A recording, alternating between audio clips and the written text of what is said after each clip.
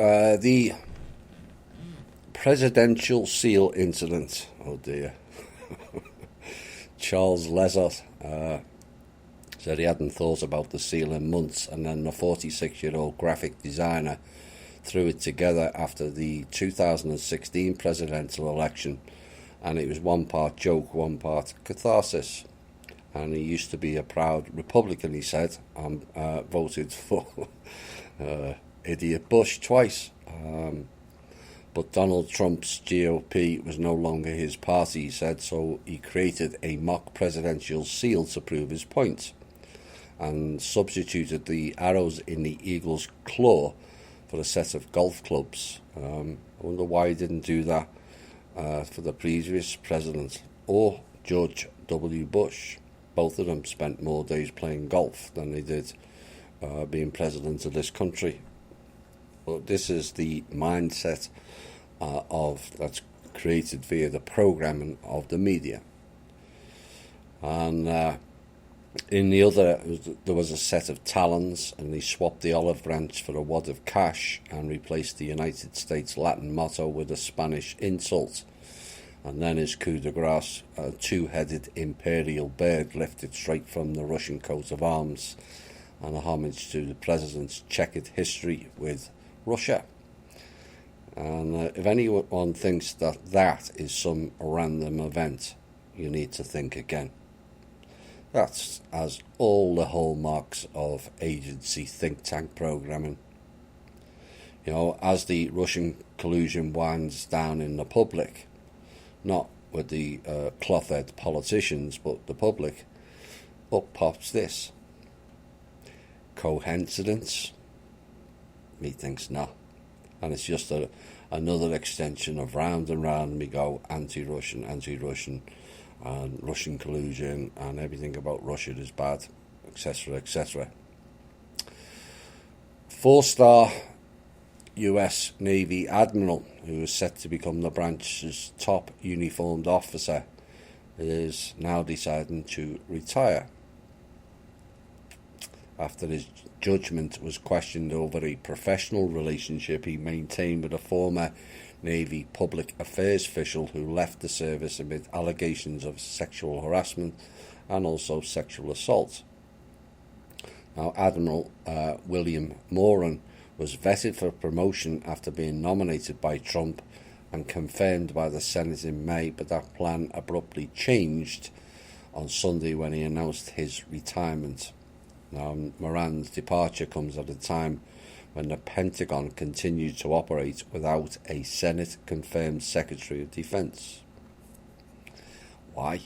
Because there's no money left.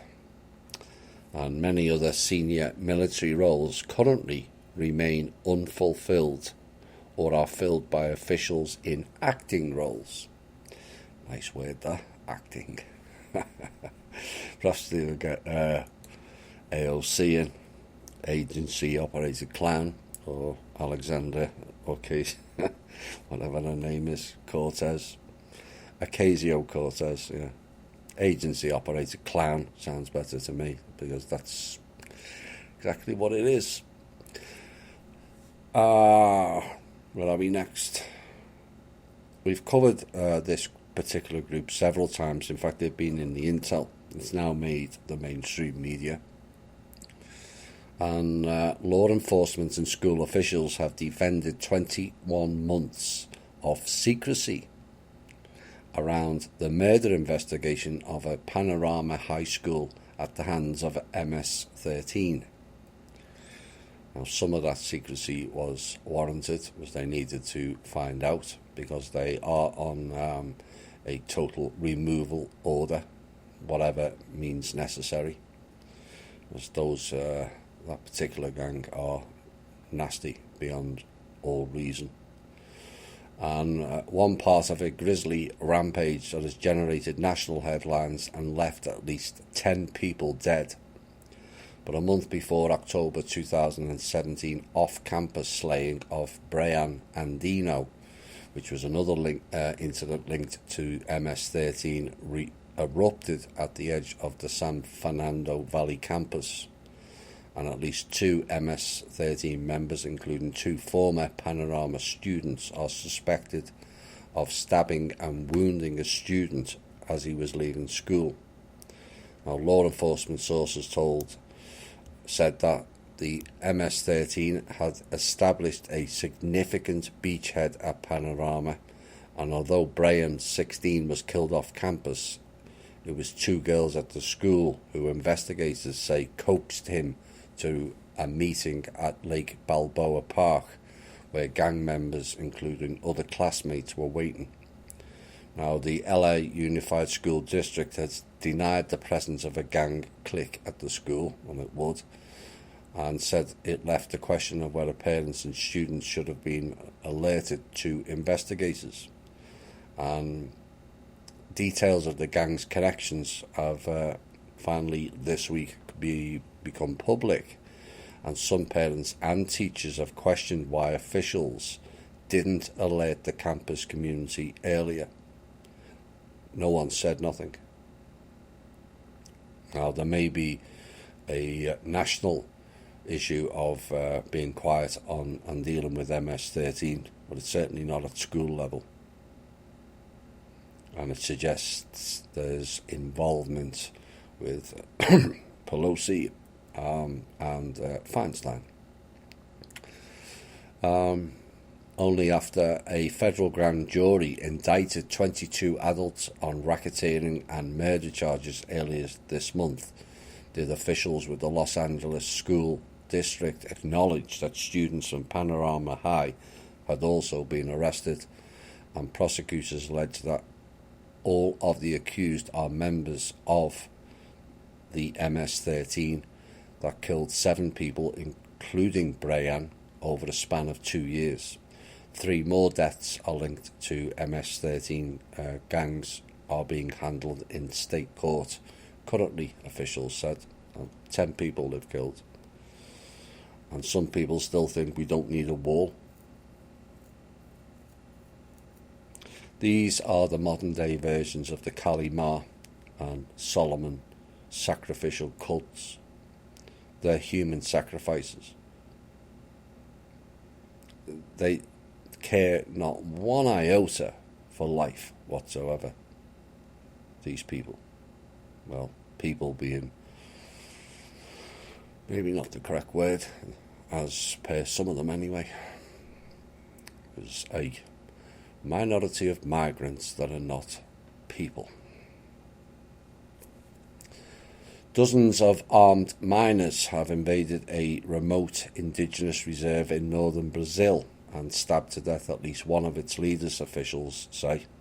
And residents of the village in Amapá state fled in fear, but a community leader said they could try to reclaim it, warning of the risks of violent clashes.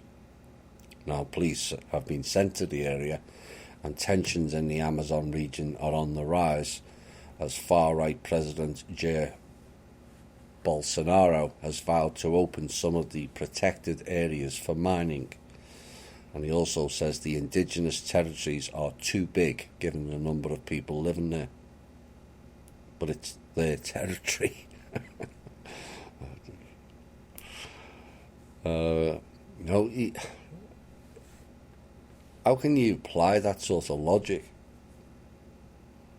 You know, Russia's a vast country and not many people live there. You can imagine if China just started mining in Russia.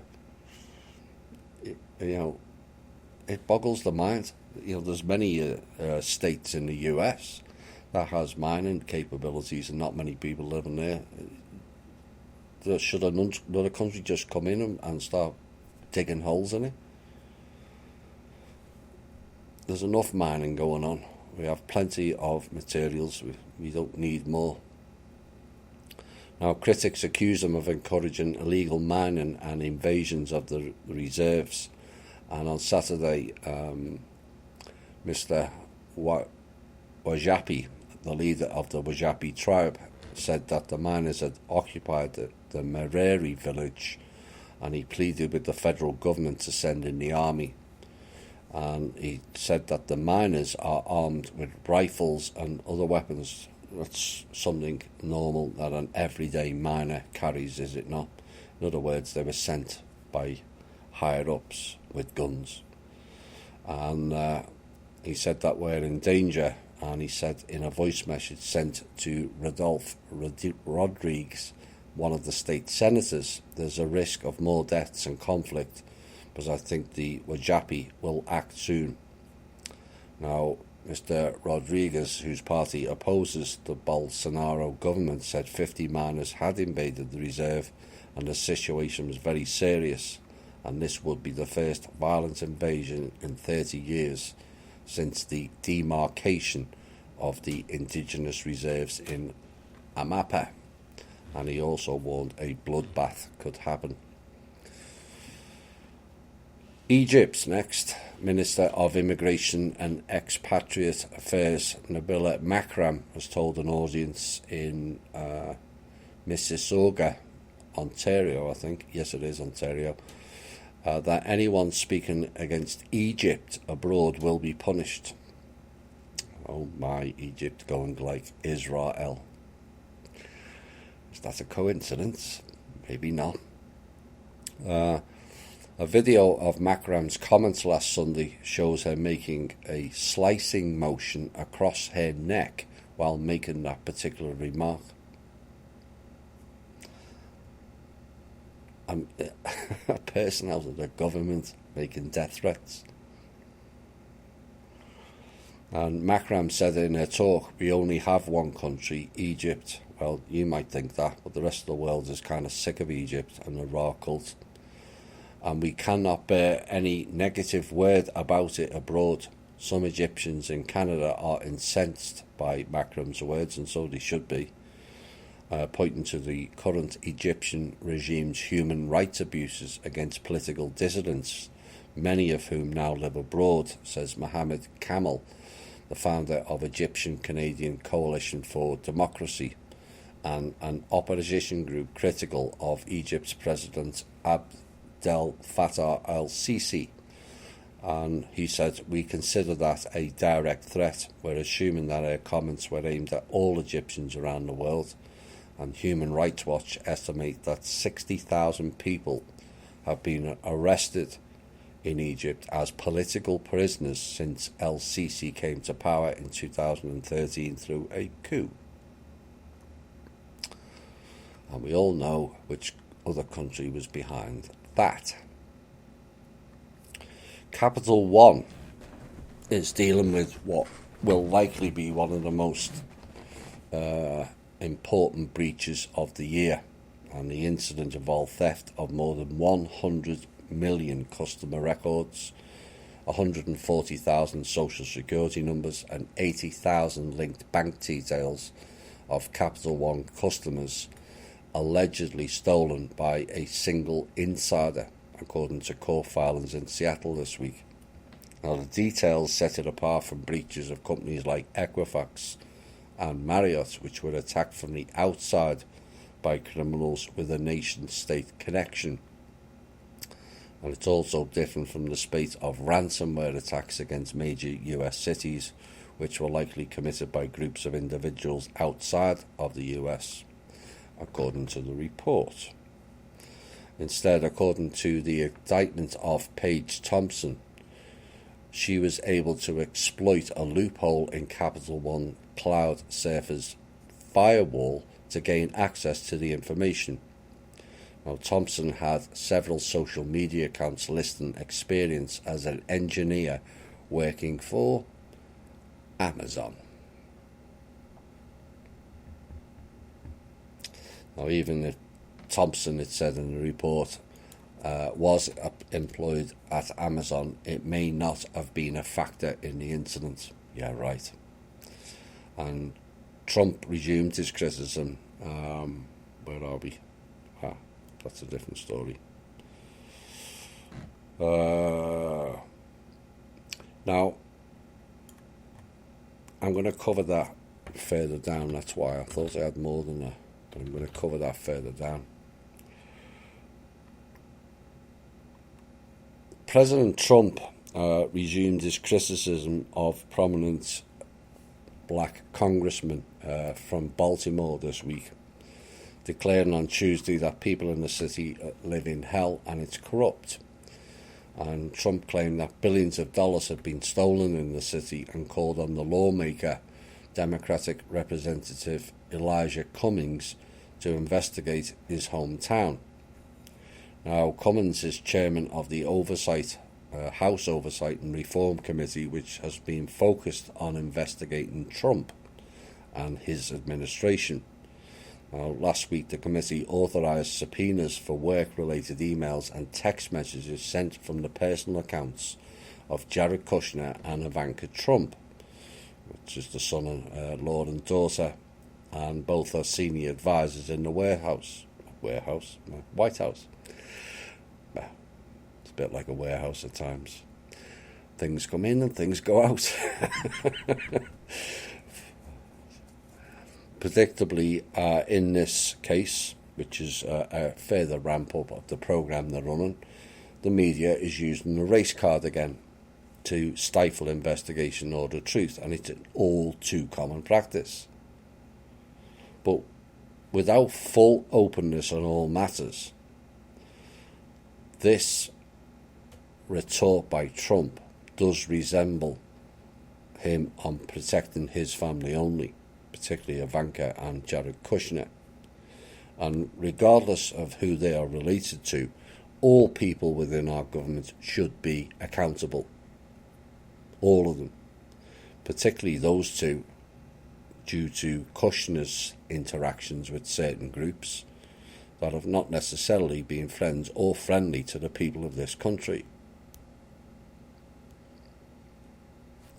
And Trump took aim at the living conditions in Baltimore twice in 2 days this week. And yet, despite that, Jared Kushner has a large stake in some of the city's most troubled housing complexes. And Kushner currently holds ownership of several Baltimore area housing projects that have been embroiled in housing violations and mismanagement, that Kushner's been labelled a slum lord. Oops.